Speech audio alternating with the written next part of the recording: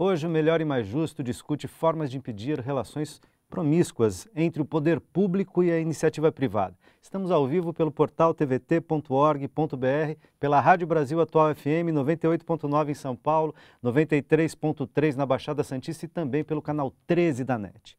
Participe desse debate pelo telefone 0 operadora 11 49 30 7356. Nessa conversa estão aqui comigo Luiz Cláudio Marculino, deputado estadual do PT de São Paulo, Eduardo Pacheco, coordenador do Setorial Municipal do Transporte do PT e metroviário há mais de 30 anos, e Vicente Bagnoli, advogado, professor de Direito do Mackenzie. Infelizmente, a corrupção tem se apresentado como um mal de todas as sociedades, quase uma doença contagiosa. Pior ainda quando a corrupção infesta estruturas da gestão pública, desvia verbas, suborna o poder, corrói o bem comum. Um prejuízo enorme aos países e populações. Então eu pergunto, quais seriam os mecanismos para evitar ilegalidades nas relações entre o Estado e a iniciativa privada? Mas antes de que vocês me respondam essa pergunta, eu tenho aqui a participação do Joaquim de São Paulo e da Mariângela Soares de São Carlos. O Joaquim pergunta o seguinte: até onde a questão da concessão da linha 2 amarela prejudica a criação do passe livre?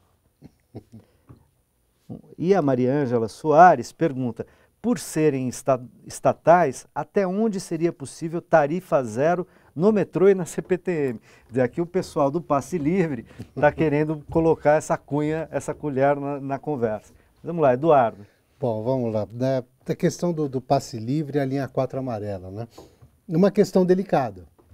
Porque assim, pelo contrato em vigor, eu tenho uma regra de reajuste anual da tarifa.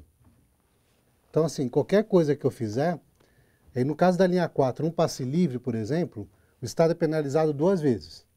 Né? Uma vez com o aumento do subsídio e um outro com o ressarcimento à empresa privada.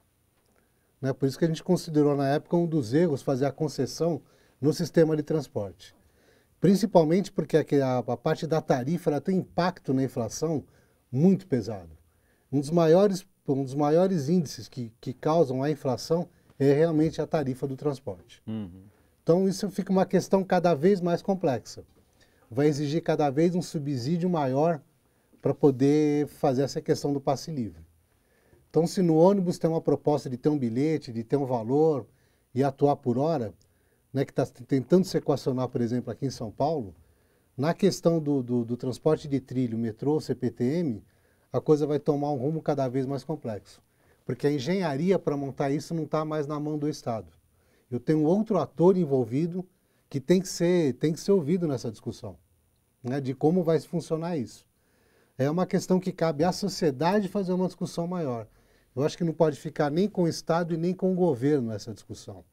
Se a sociedade não fizer essa discussão e disser o que ela está disposta a arcar para ter uma tarifa zero ou um passe livre, né, é exatamente ela quem tem que fazer isso. Agora, Marculino, talvez a pergunta do Joaquim e da Mariângela também tivessem se colocando o seguinte, quer dizer, na suposição de níveis maiores do que os 7,5%, porque diz que mais recentemente a suposição, pelo menos as denúncias são de que as propinas podem ter chegado a 30%, de 30% dessas linhas do metrô e da CPTM não custeariam parte de uma tarifa zero? Nós estamos falando, vamos supor, entre o metrô e a CPTM, hoje, atualmente, daria para garantir 4 anos sem tarifa.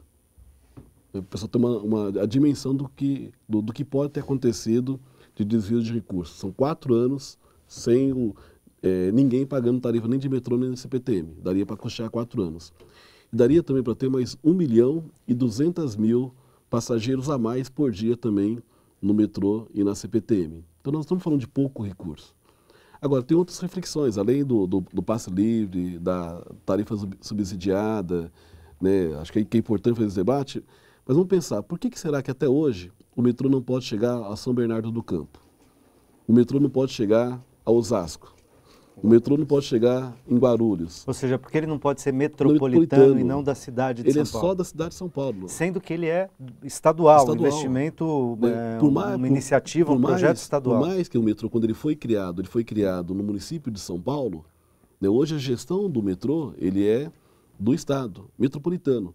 A gente faz uma outra reflexão. Sabe por que Campinas, que já tem várias cidades no entorno, não pode ter o metrô? Né, Sorocaba, né, São José dos Campos, né, Jundiaí. Nós já temos algumas cidades hoje, né, no estado de São Paulo que o metrô ele já podia, né, ser olhado como uma forma de estruturar a mobilidade urbana no estado de São Paulo e não tem esse planejamento do estado. Então, a nossa preocupação, mesmo nesse debate todo, né, é inconcebível, né, você demorar 22 anos para fazer uma única linha do metrô e ainda não está entregue. Quer dizer, a previsão para entregar do Ângela até a Chácara Clabinha é 22 anos, uma única linha do metrô. Quer dizer, passou todos os governos, né? Passou o Alckmin agora, passou o Serra, né? Antes disso tivemos o Alckmin novamente, o Covas, né? Tivemos aí vários governantes e conseguiram fazer uma única linha do metrô em 22 anos. Quer dizer, então isso é inconcebível para um estado como o nosso, né? Esses dias na Assembleia Legislativa, né, tinha lá um dos deputados do PSDB, né, elogiando, não tem um tatuzão agora que vai começar a operar. Esse tatuzão está desde 2010 parado, né, para fazer reforma e não fizeram a reforma da linha 4. Chegou agora. Ou seja, não tem um problema desde 2010. De gestão, problema de competência técnica. E de planejamento. De planejamento e agora parece que nós temos questões com o trato com as verbas públicas do Estado. Aí a gente começa a entender por que não anda, né, o sistema metroferroviário no Estado de São Paulo. Talvez um dos problemas é esse. Quer dizer, 1.200.000 pessoas mais por dia está sendo atendida, né, podíamos ter aí 4 anos de tarifa zero. Então, acho que esse debate que, de fato, a sociedade tem que fazer nesse momento. Vicente, eu tinha feito uma pergunta no começo do bloco e abri um espaço para a gente responder os internautas aqui. Uma pergunta no seguinte sentido, acho que você podia introduzir essa discussão. Quer dizer, independentemente deste caso, parece grave, mas precisa ser mais bem apurado, né? E é preciso se criar os mecanismos para que seja apurado também no âmbito da Assembleia Legislativa, por meio de uma CPI, mas como fazer, quais são os mecanismos que a sociedade tem, que a nossa condição federativa, portanto o direito, a lei, tem para que a gente possa melhorar, ir adiante em relação à questão das relações entre o Estado e a iniciativa privada e para dentro do Estado também, né, dos problemas de corrupção, etc. E mesmo entre as empresas, né? Por um lado, a população, parte dos políticos e tal, tem defendido uma reforma política importante. Mas do ponto de vista jurídico, nós temos um mecanismo para tentar mitigar esse tipo de problema que está presente em vários momentos, ou aliás, está disseminado no país? Acho que o primeiro ponto é a transparência. Acho que a transparência do público e do privado. Regras claras e mostrando o que um está fazendo e o que o outro está fazendo. Quando você conhece os atores, fica mais fácil de você cobrar. Isso tem que partir... Nós temos que fazer, nós ainda não temos isso, nós não temos um mecanismo para isso. Acho que em todas as instâncias de governo, estadual, federal, municipal, acho que falta transparência do público para com a sociedade. E quando eu falo público, é o Estado como um todo para a sociedade. A sociedade mais organizada, por meio dos seus representantes civis, e aí pode ser OAB, conselhos regionais, sindicatos, saber cobrar. Os políticos, aqueles que foram eleitos, exercer esse papel também, fazendo essa cobrança. E a própria imprensa divulgando.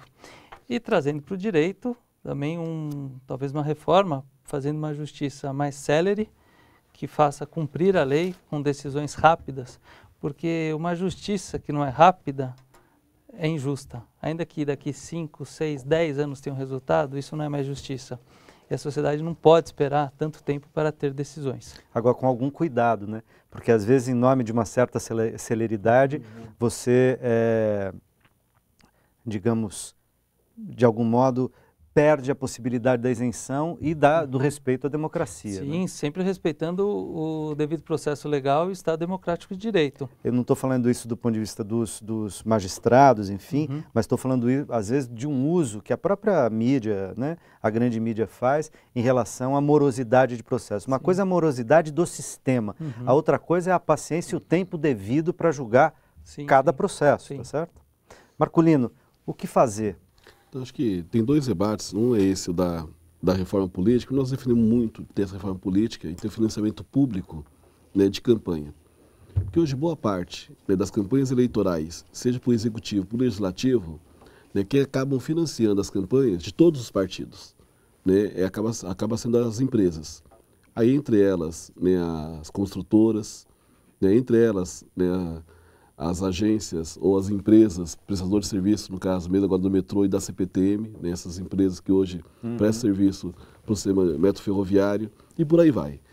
Se você tem um financiamento público de campanha, né, essa relação entre o público e o privado, né, pelas obras que são executadas no município, no estado e no país, ela deixa de acontecer, porque você passa a ter uma relação mais transparente e a população acompanha. Porque hoje nós já temos... Nesse sentido, há um estudo do Ladislau Dabo dizendo que o grande problema, né, a grande chaga dessa relação promíscua entre empresas e poder público está na questão do financiamento das campanhas, até porque nos últimos anos, e com a entrada mais massiva do capital das empresas dentro das campanhas, isso inflacionou as campanhas e que hoje, em média, não é possível eleger um deputado com menos de 4 milhões de reais. Quer dizer, cada vez mais você depende do financiamento que vem da iniciativa privada e que cobra essa fatura adiante, tá certo? Isso eu falo, é das empresas, da relação com o poder público e das nossas pessoas. Se você vai comprar um imóvel, você já tem que garantir lá 2% para o corretor, se você quer... Depende da negociação, é 5, é 10, quer dizer... Então, isso vai acontecendo, sai do pessoal e passa para a esfera pública também. Então, hoje tem um problema de corrupção estruturada no país que ele tem que ser debatido, ela tem que ser feita. Então, o financiamento público de campanha é uma forma. Agora, no Estado de São Paulo, o que é possível ser feito?